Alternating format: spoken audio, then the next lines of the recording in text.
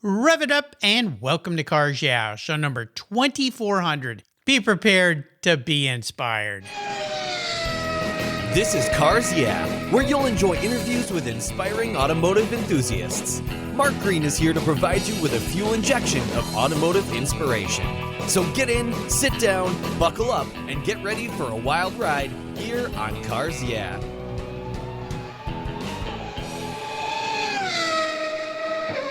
Hello, inspiring automotive enthusiasts, and welcome to Cars Yeah. Today I'm in Toronto, Canada, with a very special guest by the name of Alex Chi. Alex, welcome to Cars Yeah. Do you have any gear, and are you ready to release the clutch? I'm ready. Let's get to it. Nice to see you. Nice to be here. Well, we'll have some fun. Now, as I say release the clutch, Alex and I had a great little chat before we started the show today about electric vehicles, of which there is no clutch. So sometimes I've got to stop and think about the future here. And that's what we're going to be talking about today is some crazy, interesting technology that Alex and his team are putting together. But before I introduce you and we dive deep into that world, what's one little thing that maybe people don't know about you, Alex? Well, I'm a big car guy, like yourself. And growing up, my first love of cars started with the James Bond movies. I mean, I think for a lot of kids growing up and seeing those movies and seeing the cars in those, and that made you fall in love. And that's something that triggered my love of this whole industry and just, motors in general. Yeah, very cool. I was at Car Week last month and on the lawn at Quail, and somebody had one of the James Bond movie cars there. So which one? Well, it was the last James Bond, so it was the DB5, but it was one built for that movie. So it was basically a newer car, but it had all the gizmos and looked like the class, what I call the classic James Bond car, the Aston Martin DB5. I mean, to me, that's the James Bond car, right? Oh, yeah. And most cars don't come with the whole smoke screen and stuff as well, though. So those are quite unique. Yeah, pretty fun. I like the machine guns. Kind of clear the path on a bad commute to work. So very, very cool. Well, let me give you an introduction, and we're going to dive into this world. Thanks. Alex Chi is the Chief Executive Officer at Pontosense, where they are at the forefront of driving innovation through the cutting-edge sensor technologies that enhance your driving experience and can save lives. He is an accomplished visionary and industry leader with a relentless passion for revolutionizing the automotive landscape. With numerous patents and inventions, Alex has consistently spearheaded groundbreaking advancements in sensor technology, leveraging his deep experience in engineering and automotive dynamics. Pontosense was founded with a mission to fundamentally change everyday technology by expanding the relationship between humans and machines. Oh my. Pontosense is the first company in the world to adhere to EuroNCAP regulations as well. We're going to learn a lot more about Alex and the future here today, but first a word from our sponsors, so give them a little love. And, well, I always say they keep the gas in the tanks, but today let's say they keep the charge in the batteries. And we'll be right back. Years ago, when it was time to renew my collector car insurance policy, my carrier's rates went up. Way up, but my usage was the same and I never made a claim. I didn't even have a ticket. So what's with that? So I turned to American Collectors Insurance. Has your collector car insurance recently raised your rates for no good reason? Tired of paying an annual membership fee? Then it's time to look around and call American Collectors Insurance. I shopped around, I asked friends for recommendations, and found a winner that I can trust. And boy, I'm glad I did. I saved hundreds of dollars every year and slept better at night knowing my baby was properly insured. American Collectors Insurance have been protecting vehicles since 1976. They provided me with an agreed value insurance policy backed by their history of taking great care of their clients. What could be better than that? So give them a call and ask for a quote today. 866-ACI-YEAH. That's 866-224-9324. And protect the ones you love like I did with American Collectors Insurance. Classic car insurance designed by collectors for collectors. For several years now, you've heard me talk about Linkage Magazine. I've been a subscriber since the start. Their talented and creative team brings you a spectacular publication and website that shares the automotive passion from a worldwide perspective. Linkage is about driving, restoring, collecting, and first-hand experience at collector car auctions and more. They bring you real-world values plus rational, experienced opinions on the current markets. They cover the automotive world and the people who share our passions. And Linkage Magazine has grown, mailing you 6 issues annually. Join me on this journey with Linkage. They're geared for the automotive life. You can subscribe at linkagemag.com. So, Alex, you're a car guy, which has brought you to cars, yeah, but you're in this. Oh, I've had so many people in new technology on this show, and sometimes I feel a little left behind given my history and where I come from. But I get really invigorated by what you young folks, I'm going to call you young because you probably could be my son's age, what you guys are doing. And what you're doing here, I'm going to give the listeners a little sense here. Basically, you've created, and correct me if I'm wrong, a coin-sized contactless RF sensor that monetizes. Hopefully you monetize. It does monetize a little bit. Yeah, a little. Well, that's the plan, right? Monitors biometrics, including breathing rate, heart rate, and HRV to unlock new human applications in everyday technology. What on earth are you guys up to?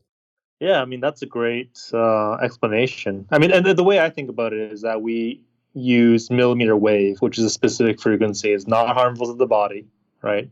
If you got Wi-Fi at home, it's about the same level as that. But what it does is it kind of, reflects very harmless, millimeter waves off the individual, off moving things, and it bounces back to you or bounces back to the receiver. And we can see things, move that are micro movements as small as a grain of salt. So movement that small in a vibrating environment from, the wave. So fundamentally, that's kind of what we're doing. Similar technology is kind of what dolphins and bats used to see, but they use sound instead of millimeter waves. But, generally it's contactless technology that allows you to see vitals and measure health and those type of things. So how does this relate to the automobile? Well, I think, you're starting to see the car become more and more safe as it moves forward. And there's a lot of issues that we're able to help the industry solve with this technology. In the short term, there's this whole thing about people leaving kids in hot cars, right? And you've been a parent to many kids as well, but we all forget sometimes, right? And having something alert you and say, hey, by the way, it's 100 and whatever it is out there, temperature wise, you forgot something in the car is a critical thing because heat stroke can happen within minutes. So we're able to detect that as a safety function. That's almost like an airbag safety function. But going forward, we can obviously monitor drivers, monitor passengers, and this will allow us to let the car know that, hey, the driver's not feeling great today. Maybe let's keep an eye out and protect those lives. No, it's very interesting. I was down in Southern California last month at a family wedding, and they upgraded me, although afterwards I said that wasn't much of an upgrade, into a giant Cadillac Escalade. And I say that because it was just too big. It was huge, but it was just so big. I'm like, this is crazy. But I was hauling some people around, and I'll tell you something funny that happened, but it's not funny when you leave somebody in a car. My mom, who's 86 and is a little older and moving a little slower, we had her in the very back. We had a bunch of people in the car, and we're all piling out to go to the wedding. And I got out and shut the door, and I thought she had gotten out on the other side, and everybody shut the door. And the car sent me an alert that, hey, there's a human, someone's in the car. And I went, what's that? And I opened the door, and my mom goes, anybody forget about me? Now, a little baby, a little child can't do that. Or somebody who's asleep that maybe is older that could, but they're asleep. And you stop to look at the Grand Canyon and you spend an hour and you go, what happened to Billy? And so the horrors that happen. So that's obviously one type of thing that can help and support. But when you're talking about sensing things in cars of people and applications, what are some other ways that your technology can help us not only enjoy life more, but be safer? Yeah, I think there's two sides to that, and your story is, absolutely valid. And sometimes we forget all kinds of things, like the times I forget coffees on top of vehicles that I drive, and then I stop at a stop sign and whoops, now you found your coffee. Yeah, exactly. But I think it's in short, I think you have these safety measures, right? And that's kind of where you want to go, is to save lives ultimately. But there's a lot of things you can do in the meantime as well, around comfort and those type of things. Without disclosing too much, there are these things that we're working on now with some car companies where with the sensor, we can measure your stress level coming back from work at 5 p.m. And the car can react to that, maybe turn on a little massage feature, a little whirlpool feature. Can it take me to a better place? give your drive a little bit, more smoothness. And we're doing that today. So wow. I think it's not always about saving lives, and that is the ultimate goal. But if it can make your car a little bit more comfortable, then I think that's worth it in the short term as well. You know what I'm thinking here too is, and I'm not sure how this maybe you've thought of this, is this problem with road rage. That people that get so worked up, and typically, you get cut off in traffic or somebody does something silly in front of you and you get a little aggravated. Now, typically, it's not so much what that person did, it's what's going on in your life. Or something, because you see some of these videos and you go, seriously, dude, you did that because of that? I mean, chill out. Now you're in jail, or heaven forbid, you killed somebody or hurt somebody really badly. So if it can sense breathing, heart rate, emotions, I guess, in a sense, are there some things that you have thought of that it could do to help somebody like chill? Like, does it come on and say, hey, calm down, it's not worth it, pull over, take a breath? Yeah. Didn't we talk about machine guns in cars earlier? Well, we did. Yeah, well, forget that comment. That was my bad. Good point. Touche, my friend. Yeah, but I think, we want to make sure people are safe. I think definitely when you're stressed, you're not able to focus, right? Yeah. So whether it's anger or, some other forms of stress, your mind's somewhere else, right? But I do think that what is the measurement of it that we're doing is kind of, using advanced biometrics. That feeling when you got that sinking feeling in your pit of your stomach, that the kind of fight or flight response, believe it or not, that can be measured. Really? Using, HRV, absolutely. Wow. Yeah, that's the that's the heart rate variability. That's the time between each beat of your heart. So if you're measuring exact waveform of your heartbeat, we can actually see those things. So we know if you're stressed, we know if you're tired, we know if you're, there's some tests that we've done where, we can measure how many cups of coffee you've had today. Uh-oh. Now you're getting into the big brother concerns that we all have about everything we do being monitored. But I see your point. Now, let me veer off the road a little bit here, to use a pun. Could something like this be used in Apple Watch type thing, or some kind of device you wear that, could tell you something's happening? I know, like these watches, if you fall down and you're passed out, or your heart is going into a weird rhythm or something, can it do those kinds of things as well? Absolutely, yeah. And I would say that the main difference between us and an Apple Watch, besides some maybe accuracy claims and things like that, is that you don't have to wear what we do, right? So I'm personally not a fan of putting on something on my wrist every time I get into a vehicle. So I think having remote or contactless sensing is where this market needs to go into. So I would say absolutely, like a lot of things Apple Watch can do, we can do. But in addition to that, we could do things like breathing and other things that the Apple Watch cannot do. So I would say that there are, it's in the same family, but we can do a little bit more without sounding arrogant here, that we're doing more than Apple, which is a huge company, right? But they're kind of big, aren't they? Yeah. They're kind of unique, but they've done a great product with the watch, and we just do some things a little bit differently than them. Yeah, I love it. Now, is your product, I know you can't give away all your secrets because your development phases and you're doing things, but will these primarily be, or your device be in vehicles or in cars? Are they in cars now, or? We're in mass production now. Wow. Which is a big deal for us, because I think to have this crazy idea a few years ago, and now to see it in actually cars on the road, saving lives. We'll never know exactly how many lives we've saved, but we can do some quick math extrapolation there. But to see this in the market is truly something unique, and I do think that as we project years in the future, ideally this type of technology saves a bunch of lives in many different cars. Oh, yeah. Yeah, absolutely. I think it's tremendous. And that's why I was so excited to have you on the show, because, again, things are moving so fast. And sometimes, at least at this point in my life, I feel like I'm being a little left behind when I learned of something like you're doing. And I'm like, how come I don't know about this? But then, as my smart wife reminds me, but you're sharing it with the world by having Alex on your show. So now you do, and a lot more people know about it. So there you go. That's the thing we can do with this podcast. You are a very smart guy, no doubt, and you surrounded yourself with very smart people on your team. Has there been somebody that's been what I like to call a driving inspiration in your life that really has mentored or pushed you into the field of brainiology that you're in right now? Well, I mean, you've had thousands of people on your show, so I'm sure you've met a lot of really great, people along the way. And Oh, yeah. you mentioned, your smart wife as being an inspiration. I already give my wife too many compliments. I'm going to say that. But I think, somebody that can overcome something is quite unique. Right, Mark? I think probably you've had some of those cases as well in your own personal life, knowing somebody that's overcome a very challenging situation. I know for me, someone like that's like my sister. She, definitely found her path in life, and she didn't always hit the bullseye on the first try, but now she's doing some really incredible stuff in the culinary industry in Europe. And I joke around that whenever she comes back home, she never makes anything more than just some pastries and stuff. But she's definitely done very well professionally in that area. So and she's overcome a lot of things. So that tenacity, I think it's encouraging to see.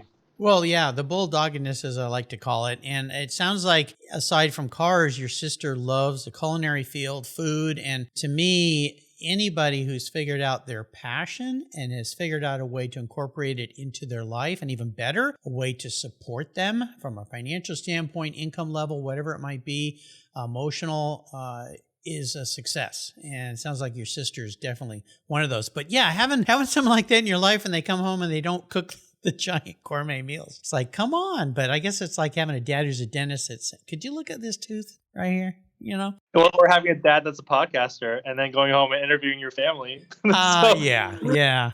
Again, touche. Yeah, exactly right. I think so. So when you talk about, you're obviously an entrepreneur, you've built businesses, created, I think, ideas and things, but this doesn't come without obstacles and perhaps some challenges. And I'd love for you to share one in particular that was perhaps a painful time. However, that experience taught you a really, really valuable lesson.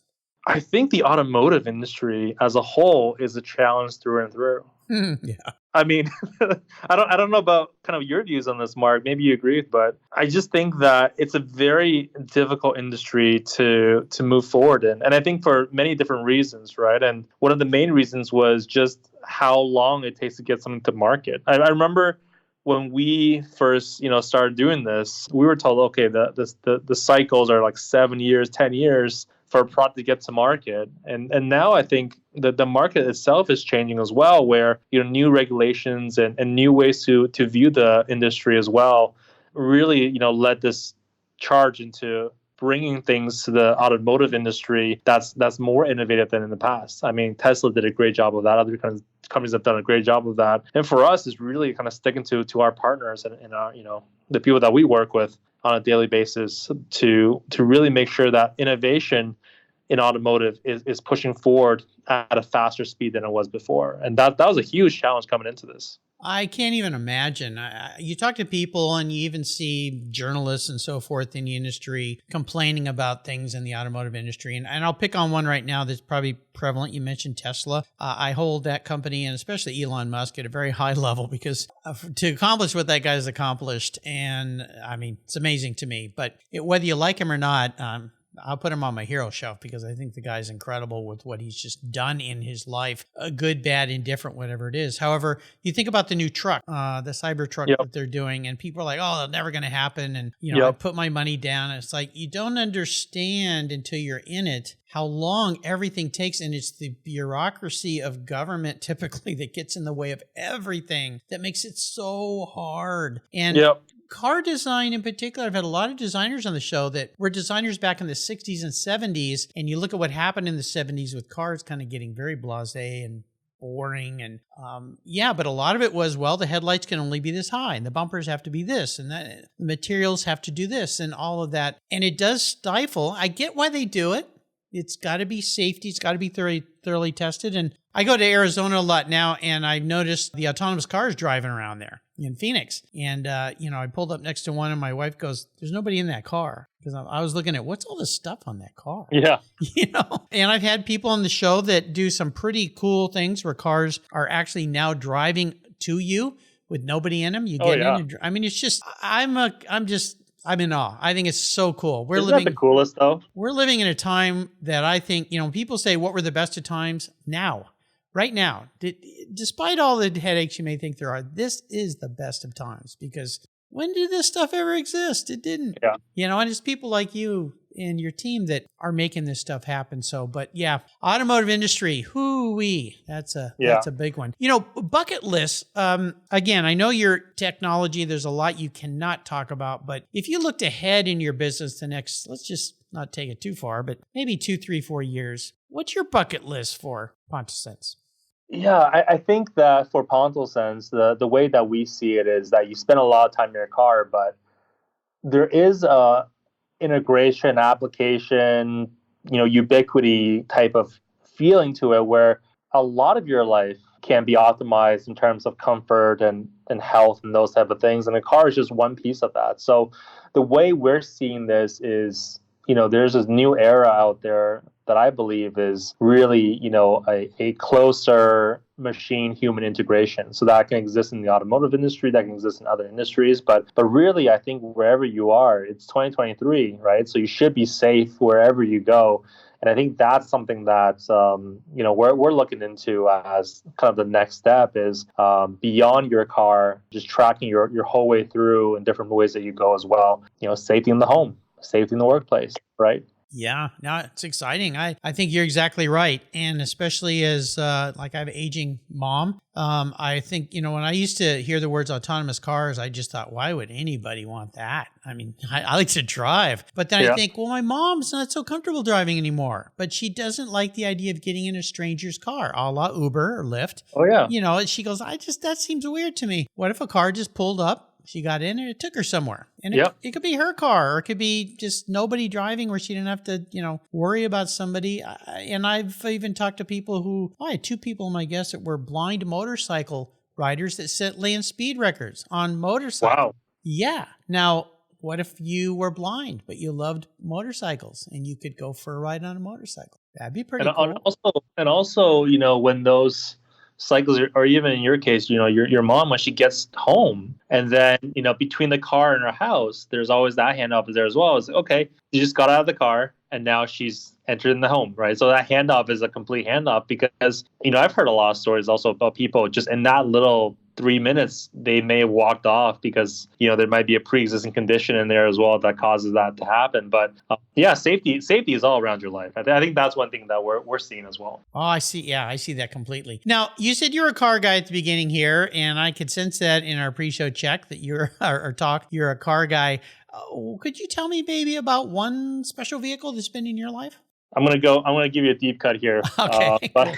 But growing up, my folks, their first car was a Chevy Nova, 1987 red Chevy Nova. It was the first car I think that they bought. But I remember because they bought this book called The Lemon of Used Cars. And in there, they rated every single vehicle that was on the market. They gave it a 5-star rating based on certain criteria.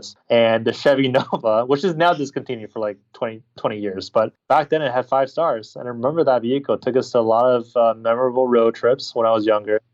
So that's one where I still remember the funky smell in the backseat. So, yeah. Well, I'll tell you something. My first car was a Chevy Nova. 1967 Chevy Nova. Yeah. Yeah. So now I didn't like it because it was not cool. And it was a little old lady's 4-door car. But I tell you, it got me and my buddies to the beach. We could pile a bunch of guys in there and put surfboards on the top and head down to the ocean. And so no complaints there. And it was a great price. And I sold it for 3 times what I paid for it because the guy that sold it to me gave me a deal. So yeah, Chevy Nova. Of course, I heard a funny thing about those cars had to change their names when they were sold down in South America because, of course, Nova meant no go. So yeah, but I don't know about that. Yeah. So he said, probably not a good idea to call a car a no-go car. So, what do they call it? I don't know. Probably was a Chevy Andale or something. I don't know. If they were smart. Yeah, that would have been good. That's funny. And by the way, the Canadian version of the Nova was the Acadian. I'm a bit of a car psychologist here. Special degree in this, and I like to ask my guests about this kind of introspective thought. If you were reincarnated, pun intended, as a vehicle, not what you want to be, though, that's way too easy. What would you be and why? I can't use a Chevy Andale that we just invented. You could be whatever. It's you, man. This is your show. You can be whatever you want, Alex. Honestly, I would say like a solid Toyota Prius. I mean, those Okay. are reliable vehicles. I think something more with more utility, like it's nice to have a sports car, but you can't drive those in the winter. I live in Toronto. There's a lot of snow here, right? And the bigger cars get stuck there as well. You mentioned Escalade earlier. Can't imagine driving that armored tank here in the city. No. Yeah. But I think having utility, I think, is really important and having value. So, what we pride on here at Pontosense and also in daily life is just providing value for those we work with. So I think cars that should not be that expensive, right? Should run pretty well, should be relatively stable. Those are the ones that I think if I was to come back again, that's what I would go as. But that's a great question. Mark, what about you? I'm curious about you, actually. Well, I've been asked that before. I always laugh when I get the mic turned, but and I feel like I'm cheating when I answer the question, but I don't. And that is a Porsche and a 911, an early 911, maybe because I'm an older guy. But that's because to me, the Porsche is one of those vehicles, one of the rare cars that's been around for a long time. It has stayed true to itself, but it evolves. Yeah. It's improved over time. I hope that I have, but I try to stay true to who I am and my roots and what I was taught as a kid. So yeah, I'd say, like a younger G-bodied 911. That would be me. See, that's a much better answer than what I gave. Well, only because the car is cooler than a Prius, but no, your answer is relative to what I've learned about you today, Alex, and that is steadfast, does the job, a bit cutting edge, because you think of the Prius, as it came out and continues to be cutting edge. So yeah, I'll take that. I like it. And you touched on something there. The other answer to that many times is a pickup truck. It's just, it hauls around people, it hauls around stuff, It gets the job done. It's not fancy, it's not pretentious. I mean, we'd all love to be a Ferrari F1 car, but, maybe not the last few seasons. They're not doing that great. Yeah. Although they just won a race, so that's... They won over the weekend, yeah. Yeah, not bad. Bravo to you, Ferrari. Good job. Enzo's smiling. You touched on something very important, and I like to ask people about how they like to give back. And you touched on the fact that you've created a business that provides jobs. And I've always said to people that people need to feel like they're supporting themselves and their family. And that's why jobs are so important. And the idea of people being unemployed and being paid, a la what we went through with COVID, I think just disrupted and caused a lot of problems and psychological problems, I think. But is that how you perceive yourself as a way of giving back? You may have other ways that you give back, but you're providing jobs to people. And to me, that's one of the most important things you can do. Yeah, I think this is probably an apt topic given the current situation over in Michigan, right? And I think... Oh, my goodness. But I think there is a lot of challenges in that space. But what we view is providing value for our partners. And if we can make, their jobs easier or their, customers' car a little bit better, then that in the end is the ultimate goal, right? To provide that value. I think, we obviously view ourselves as a business, but really I think if you're providing value for the people that you work, for, then in the end, I think there is a, winning attitude there. I think that's something that we're thinking about all the time. And in meetings and stuff, it's always like, how do we provide more value? How do we provide more value? What do we do to give the transparent result and making sure that we can, make their lives easier as well. So I think really that's maybe a roundabout answer, but that's a big way that we think about this every single day. My regular listeners know this. I've said this many times, and it's what I've learned after so many conversations is that if we as human beings can find a way to help other people, that is when we are happiness. Now, a lot of people don't discover that till later in life. Some people figure it out when they're young. Maybe their parents teach them. But having a business that does that is even better because it provides you with income, provides your employees with income, strong self-worth, good feelings, but what you're doing is helping other people. And that's what Pontosense to me is doing, going back to the beginning of our conversation here, is in some ways can save lives and does save lives. And what else can you do that's any greater than that, but also help people perhaps not do things that might harm others or themselves as well. And becoming more future-proof with those companies too, right? It's not about limiting any positions, but it's more about building new positions that can also be fitting of these future trends in automotive that we see. Yeah, absolutely. It's again, best of times for sure. How about a great book? Is there one you'd like to share with us? I think there's a few that comes to mind. Have you read the Larry King biography? I talk about that sometimes. No, What an interesting guy. it's just really weird that you said that because somebody last week said something to me. He goes, "Have you interviewed more people than Larry King?" And I went, I don't think so. I mean, the guy was around for 100 years, right? Yeah, that's right. But that's funny you mentioned that. I haven't. I should read it.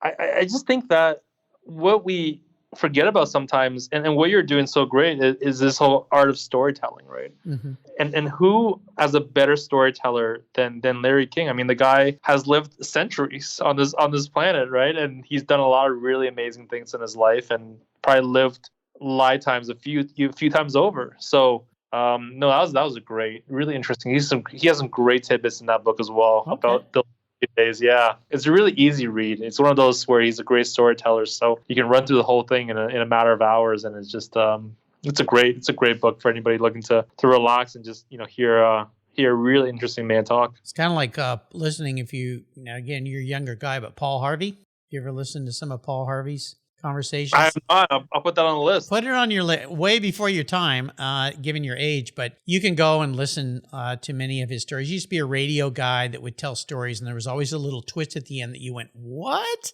So, yeah, listen to some of Paul, and he has a great voice. I mean, just what a voice. Holy cow. Yeah. Now, you mentioned a couple other books. Yeah, I think, you can go down the boring routes, but I really think hearing kind of interesting people do interesting things is kind of what I love to read. And those old like Reader's Digest stories that they have there as well. Like those are great. I remember flipping through some of those. But generally, I think not to get too boring with things, because I think there's a lot of things you can read on the business side and reference those things. But what I really want to get into, because you mentioned this earlier, is the Elon Musk biography that just came out from Walter Isaacson, and I heard. It's a long one. I just ordered it on Amazon, so shipping to me in the next few days. But I'm looking forward to getting into that one. Have you listened to or read any of that yet? Not yet, no. But I was talking again.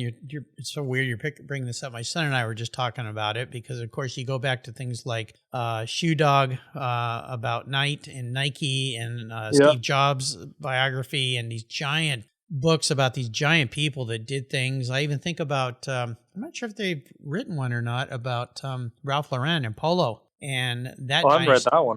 I didn't even know if there is one. Is there a book about him? I'm not sure. It seems like it should be. Well, it's a story. The guy started selling ties out of the trunk of his car to Macy's, and it's just, now he's a car guy, so that adds to his mystique. In fact, he had one of, actually two of his cars, I think, were on the lawn at Pebble last month. Beautiful SS Mercedes, and I believe the McLaren F1 that was there, the competition car, the orange one, might have been his. I'll have to go back and check that. But these I would look forward to the Elon Musk book because all the myth around somebody that has done what he's done or any of these people have done can sometimes fog the reality.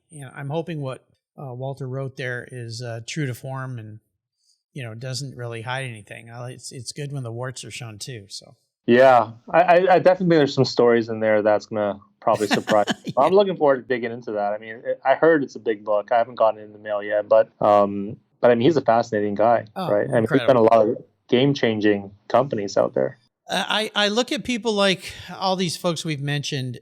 How do they do it? What's the day like?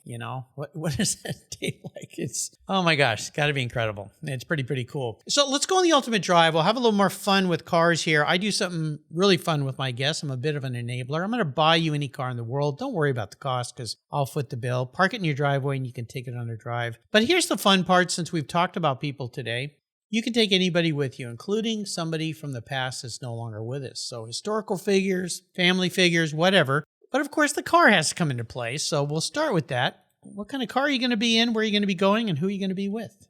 What a great question. I think it would be fascinating to take someone from the past that's known as a great thinker and then bringing them to a place now where obviously a lot has changed and, introducing to new systems that, I think I'm going to go a little crazy here. I'm going to say a Waymo vehicle, right? I think there's a few different models that they work with, but an autonomous driving vehicle.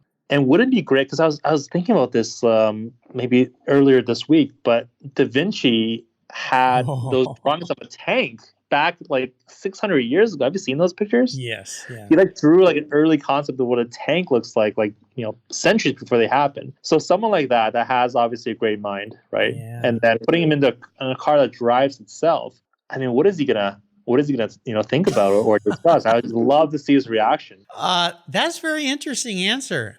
There's a book, a couple books actually, but my son has given me some of the best books I have. How to Think Like Leonardo da Vinci. Have you ever heard of that? I've not heard of that one. It's quite fascinating. Now, it was written quite a while ago. It was by a guy named Michael Gelb, Gelb, I believe. And I think there was another author in there. But yeah, How to Think Like Leonardo da Vinci.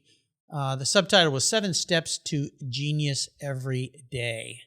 And it was really fascinating. And then there was another one that was a workbook that you could get to go with it. And one of the examples in there was practice writing with both hands, left, right. Because, just practice it. It makes you think differently in the process. But really? Yeah, but I love the fact that you picked Da Vinci because Da Vinci is one of those people. My dad was an artist. He was an architect. And he gave me, when I was quite young, I still have a book about him and just learning about him. But you're right, the tanks, the flying machines, the things that he was thinking about more than his art was really crazy. Yeah. Yeah. So if you could bring him in a Waymo, you'd blow his mind, man.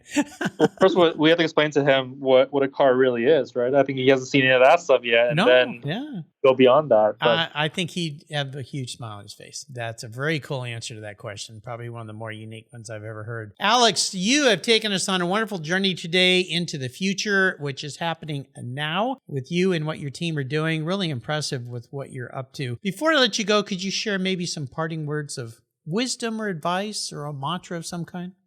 I think this has been a really great experience. I mean, talking to you who's had thousands of people that you've spoken to about this stuff. I just think that the whole industry is moving so quickly, and there's a lot of things that's happening. And I don't have any mantras or parting words, but I'm excited to see what this whole thing looks like in 5 to 10 years. And I think that if you think back to the past 100 years, you've seen faster cars, better cars, but going forward, I think there's going to be a radical shift in the way we view transportation, and then I'm very excited for seeing that come through.